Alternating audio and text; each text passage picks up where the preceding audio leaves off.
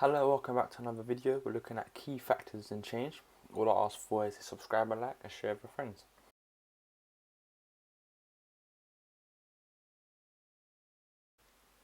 So organization's culture is a key factor in change. So businesses need to take this into account when they actually make a change, because the firm's culture can either be open or resistant to change. If a culture is open, then it sees change as a way to improve and the ability to achieve its objectives.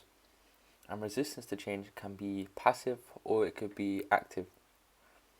Now, change management can be harder in a resistant firm than is in an open firm, obviously because people want to stay the same and not do like new stuff. A rapidly changing firm will need firms to react quickly to remain competitive. So this is better done by firms who have an open culture. Rapidly changing market. Sorry. So what this means, in a market that's very dynamic, products maybe go obsolete. There's always new trends. That firm needs to change consistently, so it needs people who have an open culture. Within larger firms, like big corporations, they may have subcultures, so that there's different cultures, different parts of the business. Now, this can make change management even more difficult because different subgroups may react differently to like the different changes. Now, a business may need to change its culture following a change in order to remain competitive. So let's look at an example. A small business that has one person, they make all the decisions and they manage all the workers. They're going to expand into a larger market. So it needs to increase its production output. So this means that it may need to change its culture, so decisions are split between more people. And also workers are split into teams. That way the productivity is higher, so they have more production output. Changing a firm's culture can be difficult because it involves changing the staff attitudes and behaviours, and that's a very hard thing to change. And it also may need new procedures, new training, which can be expensive. Generally, just try to remember a summary of all of that, because within the exams they'll ask you just to talk about it, maybe assess factors that are affecting a company's change in like a case study. So just have a brief summary of all of the points there.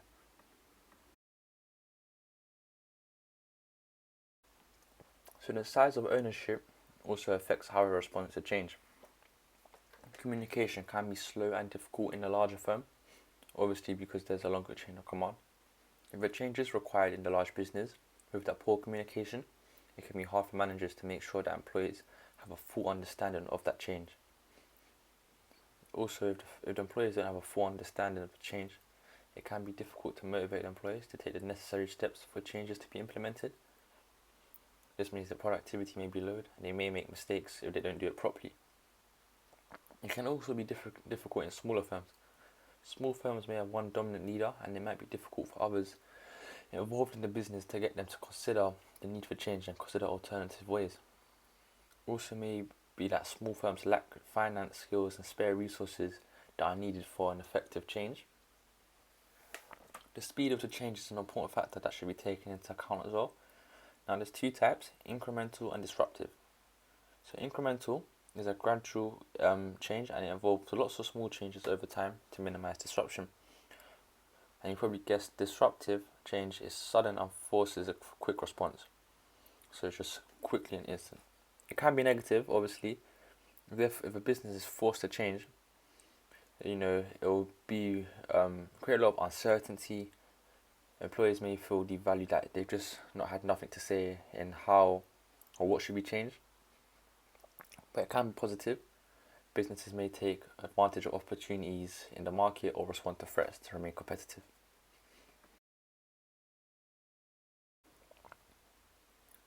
Lastly, resistance to change is a big factor when it comes to making a change, and managers need to take it into account. Stakeholders, they may be resistant to change because of the lack of understanding as what the change is and why it's needed, and also that how does it benefit them. So you have the staff, they may be resistant because they fear that they'll be unable to develop any new skills, and they may not see any benefits to them, or they might misunderstand it. They could eventually leave their jobs, which obviously is not good for the business. You also have the suppliers. They may be resistant to change for what the firm is planning, especially if it requires them to change their behavior. They change maybe their production processes, how they make products and deliver them. Customers, they may be resistant to change. the business is trying to alter the product line, the customers may not like the new products, or they may like it. Obviously, shareholders, they may resist it because they fear that the cost may increase and reduce their dividends and the profits of the firm, and their share value may decrease. There are several ways that managers can overcome the resistance.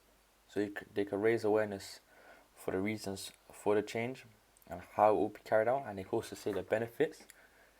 They can involve the key stakeholders within the design and implementation of the change. This will make them feel more valued and actually more part of what's going on and benefited from it. They can also listen to employees, listen to the concerns, provide training to the workforce, and somehow make sure when they make the change that it kind of satisfies their needs.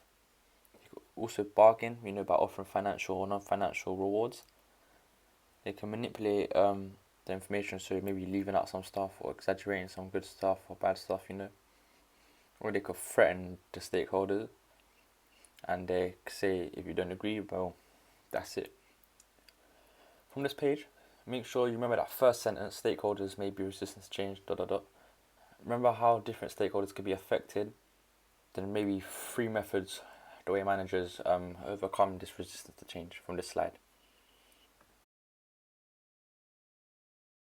That's the end of the video. All I ask for is subscribe and like and share with your friends. And as I always say, I just get to the point and give you what you need.